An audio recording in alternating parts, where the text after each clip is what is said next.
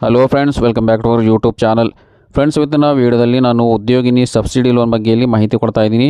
ಸ್ನೇಹಿತರಲ್ಲಿ ನೋಡ್ಬೋದು, ಕರ್ನಾಟಕ ರಾಜ್ಯ ಮಹಿಳಾ ಅಭಿವೃದ್ಧಿ ನಿಗಮದ ವತಿಯಿಂದ 2023-24ನೇ ಸಾಲಿಗೆ ನಿಗಮದ ವಿವಿಧ ಯೋಜನೆಗಳಿಗೆ ಅರ್ಜಿ ಆಹ್ವಾನಿಸಲಾಗಿದೆ.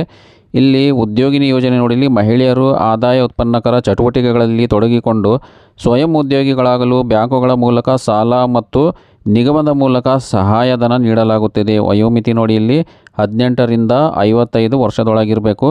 ಪರಿಶಿಷ್ಟ ಜಾತಿ ಮತ್ತು ಪರಿಶಿಷ್ಟ ಪಂಗಡದ ಫಲಾನುಭವಿಗಳಿಗೆ ನೋಡಿ, ಇಲ್ಲಿ ಇನ್ಕಮ್ ಲಿಮಿಟ್ 2 ಲಕ್ಷದ ಒಳಗಿರಬೇಕು. ಮತ್ತು ಇಲ್ಲಿ ಲೋನ್ ಅಪ್ ಟು 3 ಲಕ್ಷದವರೆಗೆ ಇಲ್ಲಿ ಅಪ್ಲೈ ಮಾಡ್ಬೋದು. ಮತ್ತು ಇಲ್ಲಿ ಸಹಾಯಧನ ಶೇಕಡ 50ರಷ್ಟು ಅಂದರೆ 50% ಸಬ್ಸಿಡಿ ಇದೆ ಪರಿಶಿಷ್ಟ ಜಾತಿ ಮತ್ತು ಪರಿಶಿಷ್ಟ ಪಂಗಡದ ಮಹಿಳೆಯರಿಗೆ.